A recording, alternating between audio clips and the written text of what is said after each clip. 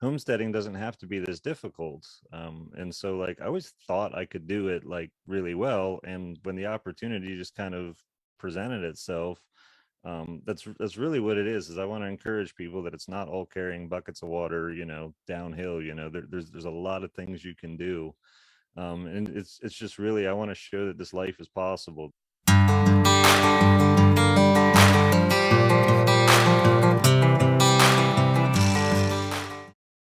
We do have a very special guest on Absolutely. tonight. Uh, and so, without further ado, let you go ahead and get that set up. Tell me when you're ready. Yep. Okay, Well, without further ado, we're going to take you on into the rest of the show with DY6 and Endless Empire Networking team and with our special guest. Stay tuned.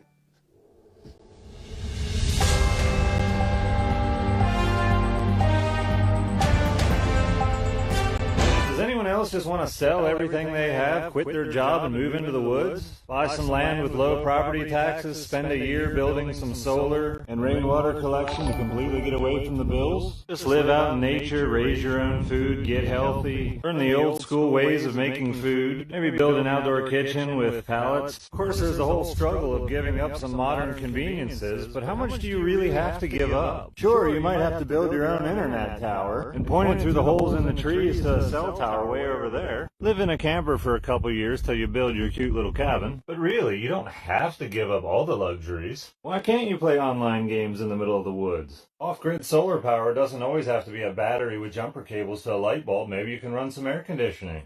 Or high-pressure water out of the sink. And then if you just want fresh mountain air, step outside and breathe in. My goal is self-sufficient, luxurious, cheap living. Welcome to my house.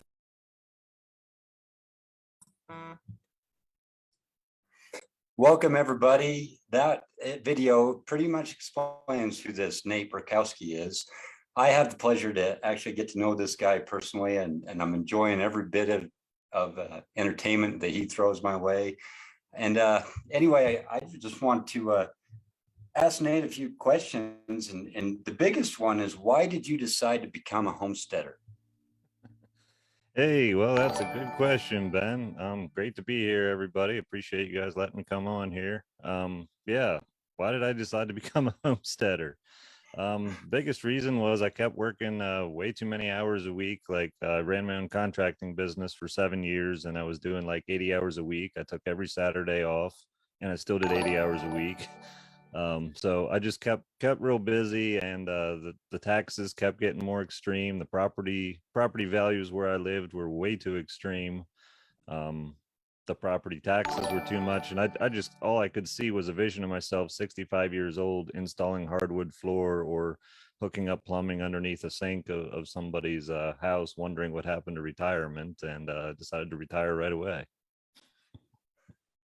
I can relate to many of what you just said. Um, one thing that I thought was very unique about you is how off grid you actually are going. Like you had expressed to me about the water situation you had, and I was blown away that you moved up to 102 acres, right?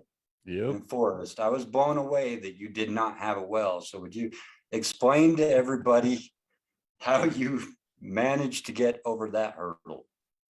Yeah, so that really wasn't in the plans to not have a well. It's kind of funky how it works out like that sometimes, but I'm all about rolling with the punches. But yeah, I basically purchased this land. I liked the location so much. I liked the property so much. I had looked at so many other things. This was 10 times better than anything else I looked at. So, it was just immediately like, yeah, let's just proceed. I actually discovered that you can't really get a well up here the day before closing. So I was about 30 minutes from going to closing, talking to some of the neighbors, and they're like, "Oh yeah, nobody up here has a well except for that guy who can't get enough water out of it to do laundry or take showers." And I was like, "Oh, okay." So still went with it. We've got a creek way down towards the bottom of the property, but again, 102 acres. It's pretty far away. So pretty much I decided, well, we get 37 inches of annual rainfall a year here, and rainwater collection is going to have to be it. So it's it's been a real trial and error process. You know, doing the tank, doing a first flush diverter, leaf eater, designing all these parts of the system so that I could get something that would work. And then we've got the tank treated with lactobacteria, which we can cultivate from our goat's milk. And so it's all about seeing if I can come up with everything that I need to survive. And of course, water is very important. It's all about making a big system like that where I don't have to rely on driving to town to haul water like a lot of other folks around here do. So how, when you say driving to town, how far is the nearest town? So I'm not actually sure how many miles it is. As far as a straight shot, it's like as the crow flies, it's probably not too bad. But it takes about a half hour to get to town. So if I wanted to haul water, you know, it would be an hour trip total, plus the time filling up the water at the firehouse, and of course buying the treated water right from them, which it's great to have that option. But you know, between fuel costs and buying water and wasted time, I really want nothing to do with it if at all possible. Let's not even talk about fuel costs right now. I have no idea. I travel once a week and it's a luxury. I wouldn't have to travel nearly that often. Yeah, full fuel cost is a nail in my coffin right now. But anyway, I noticed you're on solar power. Do you? And I watched one of your videos, and you were concerned about a cloudy day running power tools because you decided to use your power, your electric chainsaw, your Makita chainsaw instead of your gas powered steel saw. Yeah, yeah. So do you not have a battery backup system, or is it just all constant solar? So yeah, I do have a battery system. Actually, it's hard to see, I'm sure there, but that's actually all the devices for it for monitoring it and stuff. But yeah, I do have a battery system. I basically opted to spend 7 grand on my solar power, which sounds like a lot of money to some people and sounds like not anywhere near the right amount of money to others. You know, so my battery bank is somewhat small. I have 16 golf cart size batteries, which is considered small when you're trying to actually run like an actual household off of solar. So when I have multiple cloudy days in a row, and it's not so much the clouds, I get a lot of power through clouds. It's what's happening now is I'm getting shorter days. And most people just notice it's dark early when they go home. Well, for me, that means I run a whole lot less stuff. And if I have cloudy days and short days, and I had 5 in a row, and that's tough. So basically, instead of using my battery operated chainsaws, I opted to use the gasoline one instead, and I would have been fine because my batteries were down to about 60%. I don't like to see them drop below 50%. And I could go into all kinds of fun stuff on that. But yeah, I mean, long story short, I just try to make sure that the power I have I use intelligently. And during the summertime, I run air conditioning. There's all kinds of stuff that we run. I can run 2 air conditioners at once if I really want to cool off. But wintertime, I really have to conserve power. So limited refrigeration, limited air conditioning, all stuff that I really don't need anyway. So you need air conditioning in the mountains. I'm assuming you live at a higher elevation in a forest. West Virginia, right? So Yeah, it is. I'm more be considered in the foothills of West Virginia. I'm on the western side in Roane County. The top of my property is at about 1,100 feet, which isn't real high. We don't get a lot of coldness, but yeah, I've been here 2 summers so far, and I've seen 101 the one summer and 102 the other summer. And this isn't like what it is out west, where we get high humidity along with the heat. And I don't need the air conditioning. I more or less actually just run it in the camper, and then I'm outside working, and I mentally know that at any time if I'm too hot, I can go in, and that keeps me working another 10 minutes because I'm fine. And next thing you know, I go the whole day without any air conditioning anyhow. yeah, I actually flew out to Missouri to see somebody and experience humidity, and I knew nothing about what it was. And I was like, I actually had boob sweat. It's like I've never in my life seen that. So the humidity, now I understand why you want air conditioning. I guess my next question is because of because of what I see on TikTok, I want to touch base with a major topic with a big creator. And I know yours is extremely higher than mine, but hatred. When you get negative comments thrown your way constantly, how do you look past them? How do you deal with them? Do you just brush them off? What's your technique? That's a really good question. It's definitely something that a lot of people really struggle with. And for whatever reason, I'm not totally sure why it doesn't seem to bother me as much as it does some other people.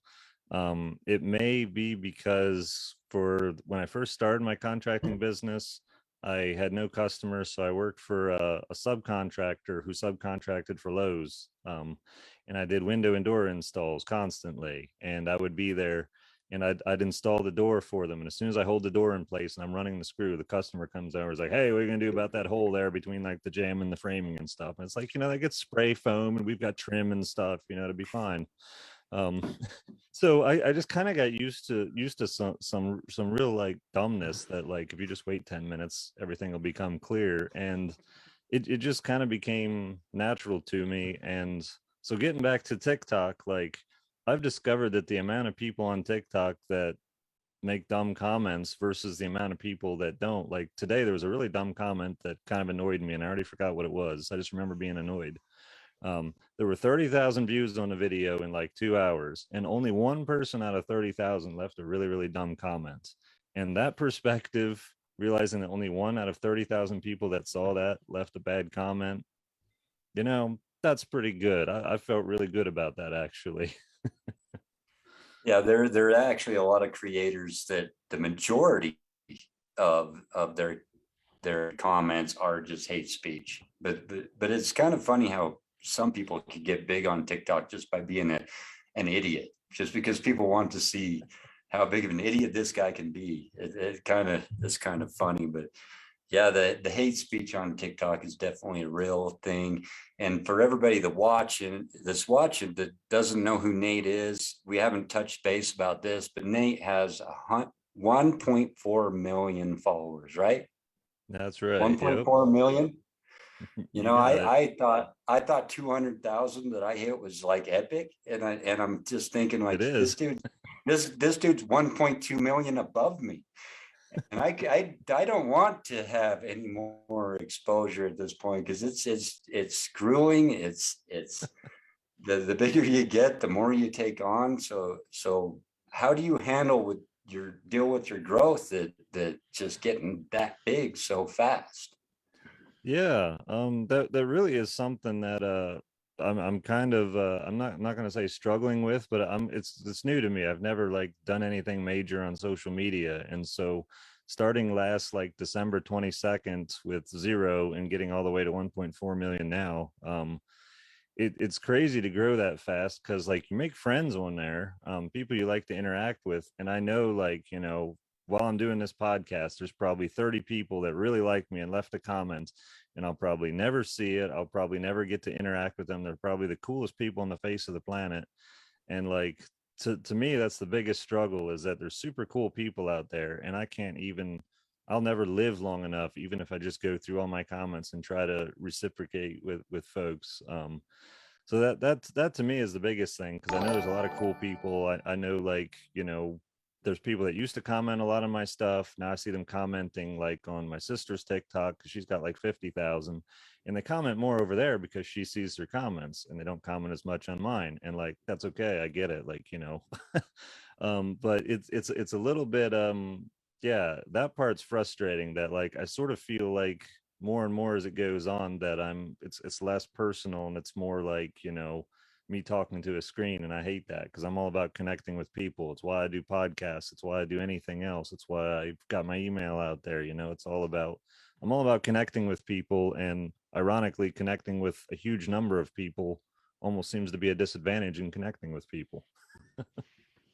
I know exactly what you're talking about because I just hit that apex of where it's gotten to the point where I've made personal connections with people, and you have to it's so overwhelming. You just have to step away, and you don't want to. So that was a great answer to what you had, and you're a great teacher to me. Great teacher to me. Well, that's good. Maybe some ways in the way. I love teaching. I mean, I don't really, as long as I don't think I'm teaching, I love teaching. I just like showing what I'm doing. And like when people learn from it, I think that's so cool. And so if I can be like open with everything I do, I mean, I even put more of my finances out there than almost anybody does. But I want folks to get a real grasp of like how much this stuff actually costs to do, because it seems like a lot of people are actually getting inspired to homestead off of some of my videos. And it's like, man, you guys have got to know, like, all the difficulties that come up with it. And you've got to know the expenses. And like, even me just coming here and doing a podcast, like, the solar system's got to be perfect. All my solar power has got to be just right. My internet antenna on top of my outdoor kitchen, pointing through a hole that's about 2 foot by 4 foot through the trees, to a tower 5 miles away that you can only see with binoculars at night. All these things have to be right. And so like I make it look luxurious, but this stuff is like, I am my own utility guy. Like I've got to make all this stuff so that it can even be possible. Yeah, I don't think I could do it. I don't think I want to apply for Survivor, but that's only going to be 90 days I have to deal with that. I can do that, but I couldn't do it for a lifetime. So hats off to you on that one, Nate. May I ask why you keep doing TikTok? Like what motivates you to do social media and keep going where you're going? Is there? Yeah. No, I mean, my motivation is just to show other people like it's possible. Like I used to be frustrated. I watch shows on TV about homesteading, and there's people carrying water downhill from like some like spring down to their house and stuff. And I'm just like, why did you install pipes? Like, it's driving me nuts. Like homesteading doesn't have to be this difficult. And so like I always thought I could do it like really well. And when the opportunity just kind of presented itself, that's really what it is I want to encourage people that it's not all carrying buckets of water downhill. There's a lot of things you can do. And it's just really, I want to show that this life is possible, that you can have your gaming computer and you can stream on Twitch at the same time you walk out in the middle of the forest, and you've got empty land, and there's just nothing around, and you can enjoy nature, you can go hunting, you can go fishing, whatever it is in the outdoors you like to do. You can choose the best of both worlds. You don't have to. And so my whole motivation for social media is just showing folks what's possible. And if people, even if people just want to live in the city their whole life, and they just get one thing, like hostas are an edible plant, and they probably grow in your backyard, and you can go eat them, and you can save yourself $3.99 from buying salad at Walmart. I mean, hey, if I improved your life in that way, that's super cool to me. Nice. When I think about homesteading, the first thing that comes to my mind is the Little House on the Prairie. You know that show, the Little House on the Prairie. So that's the image that comes to my head. But Nate's a video gamer and has all the tech stuff. He also Little Outhouse on the Prairie. Little Outhouse on the Prairie did not have an off-grid hot tub. Would you like to tell us about your off-grid hot tub? Because you even got that luxury. Yeah, I do. And I know you have that too, which is super cool. And that other show you were on, that guy said yours was way better than mine, but that's okay. I'm just gonna. This show's about you, not me. This show is you, not me. Yeah, no, I know. But something about this lifestyle, when you're out working with your hands all the time, you're working on your projects, which seems like 24/7.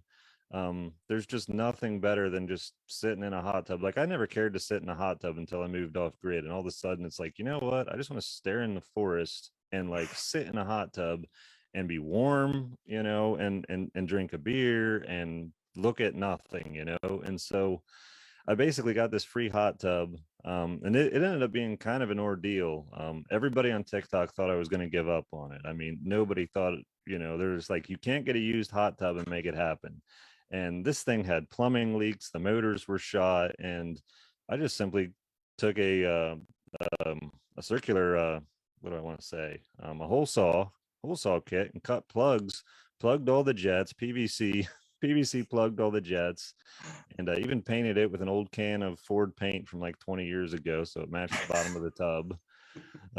Got a pool sand filter. I did have to buy that.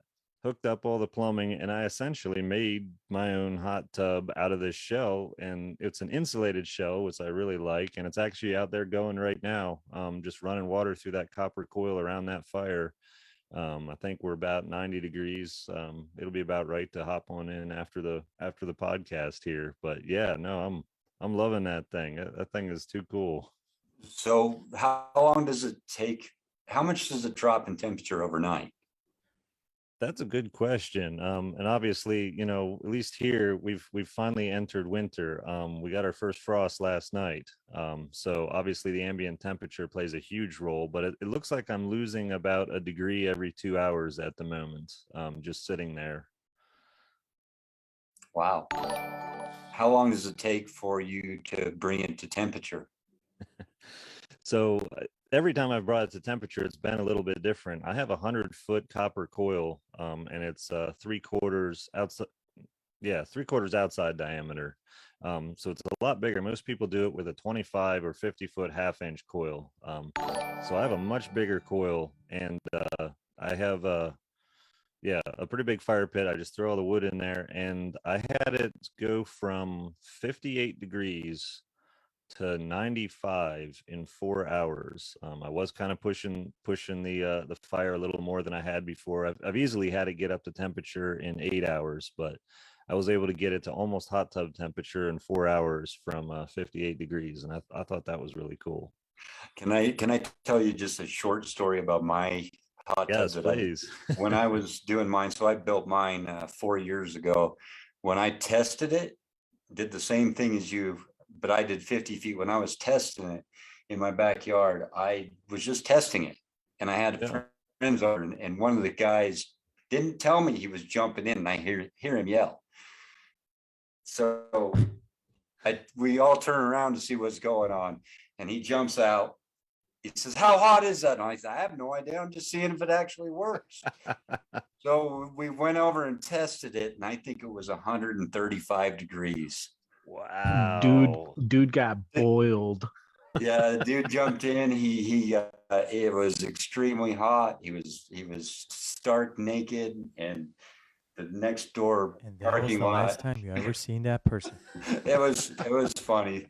I just had to bring that story up because it totally reminded me of that moment. But yeah, that was those like a lobster boil. That was like a lobster boil, right? where I was getting at with that story though, Nate, is have you ever got it so hot that you're like, no, I'm not getting in? Yeah. I had it get up to I think 115.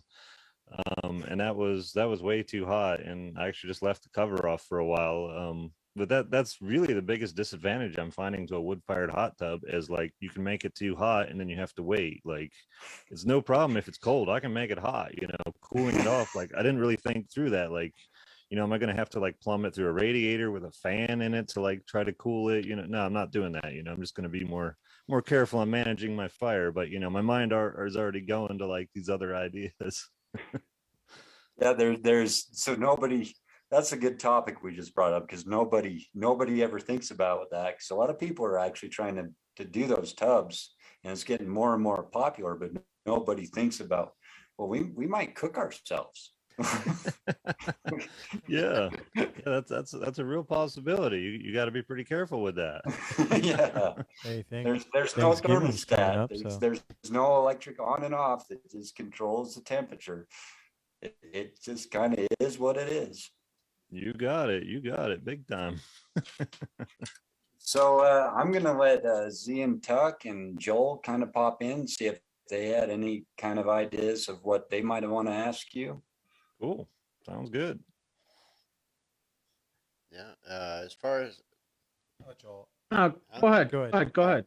as far as covering a lot of the questions, that was great. I mean, we learned a lot about Nate, so that's pretty cool. Because one of the questions that one of my friends had was, what made you want to do this, becoming a homesteader? But I pretty much think that was covered.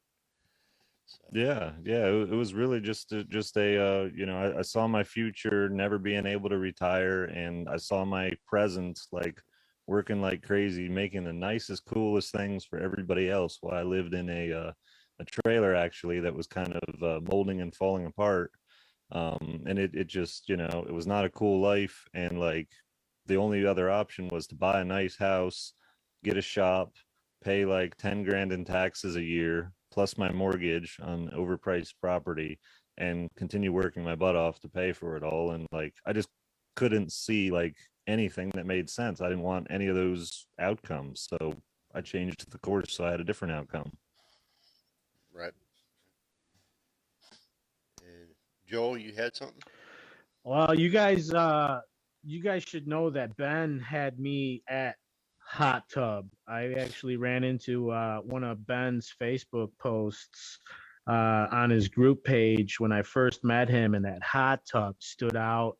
I think we talked about it, you know, in our very first couple of segments together. So those hot tubs are no joke. I mean, you guys are literally the kings of your own mountain.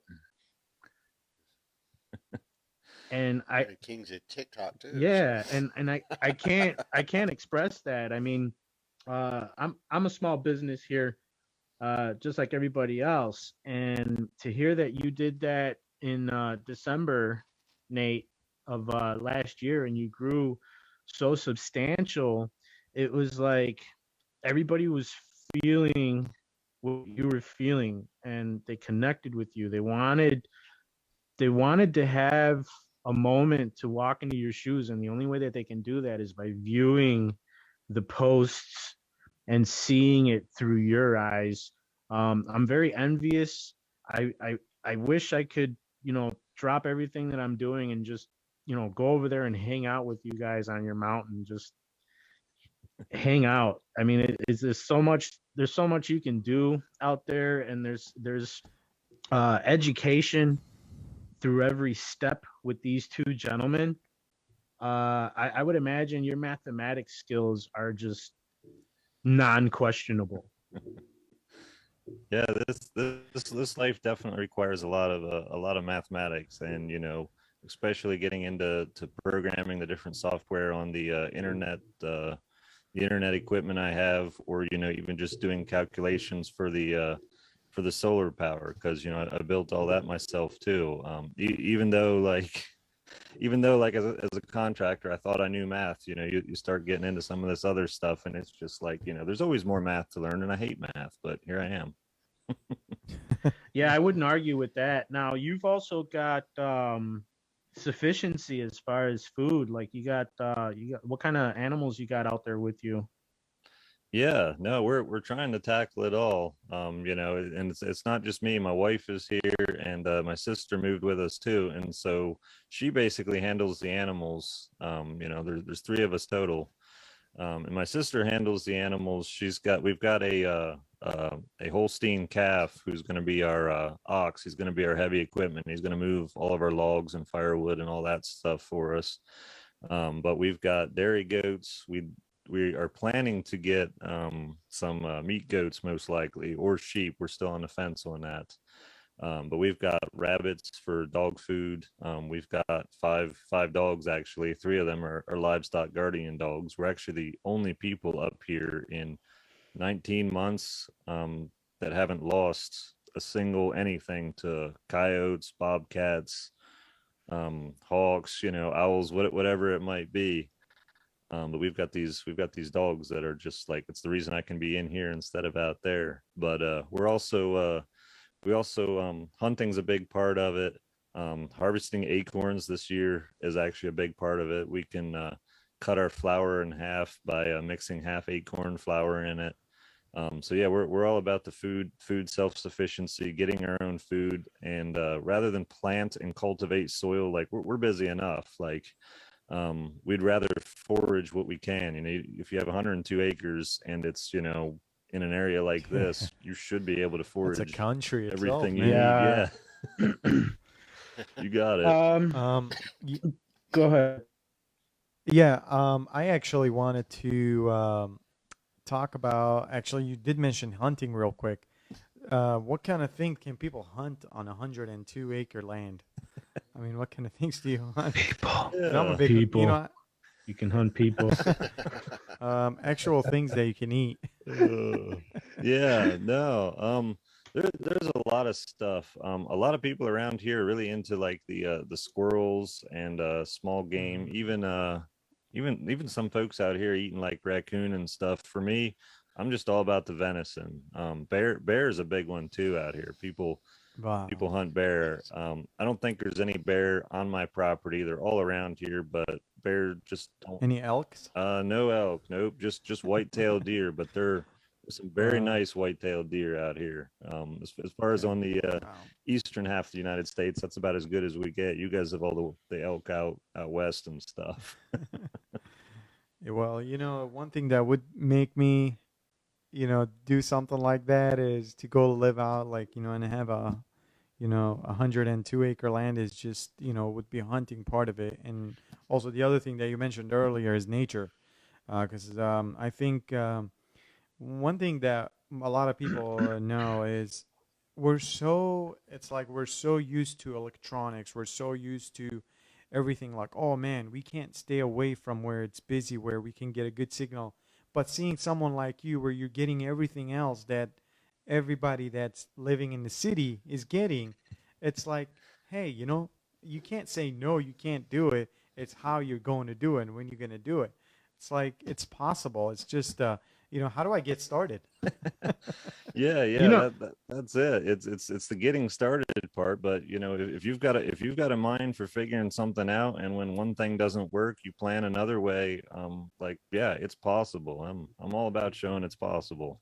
you know what I just realized? I realized that when everybody else's power goes out, Nate's is still on. Yep. Well, And let me tell you, I got solar, but one thing that I didn't do, like Nate did, is I didn't buy the batteries, which was a big mistake. Well, now you know. So- Now you know you can get yourself some, a set of golf cart batteries, and Too late. I mean, I don't know if they will allow it over here in the city because it's the city limit. Because you have to get a permit and stuff. It's not like sounds like you need a mountain. that's right. Well, that's why I said, how do I get started? Yeah. Well, Maybe I move mean, my solars out there. I just sold everything and used all that capital to get started and just budgeted it like anything else. If you go to the grocery store, I mean, maybe you guys don't, but a lot of people, when they go to the grocery store, they got a list and how much they're going to spend for meat, how much they're going to spend for. You just upsize it. I was going to spend so much for land. I was going to spend we so make much for that list, power, believe and me, man. that was it. Yeah. We do have that list here too, unfortunately. Yeah, if I lived up there on 102 acres like that in the nature, Would you still move to Florida? I'd have to become known as Grizzly Adams because I definitely would find me a pet bear. So Oh, how man. much do you guys think 100 acres should cost, or how much do you think per acre something like that should cost? Here? Like around here? I mean, around here, the price is going to change. I'm in Chicago. Not that we got mountains out here. I mean, we got some pretty steep hills, but nothing crazy. But the property tax alone will kill us. Yeah, exactly. I actually had just a buddy of mine that recently bought I believe it was a 60-acre or 65-acre land up north for 180,000. It was a pretty sweet deal, but you can't find something like that right now. This was like, I'm talking about like a year ago. But right now you can't find anything 102 acres, maybe further out north where, it hasn't been built yet. Yeah, you're still probably gonna find stuff. I would imagine But- the biggest answer to that would be timing. What Yeah. was it worth 10 years ago versus now? Well, another question is, was it cleared? Was your property in certain areas cleared off, or did you have to actually go in there and clear it? That's a really good question. There was a bunch of logging roads kind of through it and ATV trails. I actually have 1.3 miles of ATV trail kind of in a loop, which is really cool. But yeah, just I think about 20, 30 years ago, land in this area was about $250 an acre for a plot this size. But yeah, for me, I actually ended up giving about a thousand an acre, and there's still land around here that's not that much more even right now. As long as you buy a big enough plot. 1,000 an acre. Wow. Yeah. That's still That's a good buy for a lot of ground. If you if you were to buy, say, 103 acres where I live and have I'm moving there. a lake of the view of the lake, you'd probably pay 200,000 an acre. Yeah, I could see that. At this point, it's stupid up here. Stupid. Yeah, no, it's to me, it's just one of the things, I want to tell people, like, everybody thinks land's so expensive, and it is, but if you actually want to do what I'm doing, you got to get out of your comfort zone, and some of that means you move 300 miles away from where you used to be to somewhere else. Yeah, I think that's the key. That's why I need to move. The thing is, I don't want to move anywhere outside of Arizona, but I can probably find something. Well, I hear the high desert's good out there. Yeah. Yeah. Wow. That's awesome. We've got one question I wanted to address. I lost his name. He's somewhere. Chris Cole asked you about. He brought up your outhouse. So Okay. you've got. He says your outhouse is a quarter. I lost the comment, but how far is a walk to your outhouse? Yeah. So the outhouse is actually a quarter mile away from this camper, from most of my buildings. It's either a walk or a 4-wheel ride away. Yep. So did you do that for certain smell reasons? No, I actually did it because, again, I came, essentially from the suburbs, from the city. You don't just know how to build an outhouse that's good. So it's actually a test outhouse. And I wanted an outhouse that was central to a number of the fields we have on the property. And so I said, for the first outhouse, I'll put it out there. We always want an outhouse there. And I built it out of slab wood, never built out of slab wood before, so everything was an experiment. I even used the fallen log in part of it. So this winter, it's actually in the plans to build an outhouse in this field. Now that with all the knowledge I've gained of how that works, how a soldier fly larva will eat the manure and actually make it so you never have to move the outhouse or clean the outhouse. It'll be a permanent structure. The soldier fly larva essentially crawl out, and they'll be used for duck food, so it's all part of the cycle of life. Wow. But yeah, there's a lot to, like, I've got a whole ton of different projects going, and the outhouse is its own project, its own design, and all that. Question. Ready? Yep, go for it.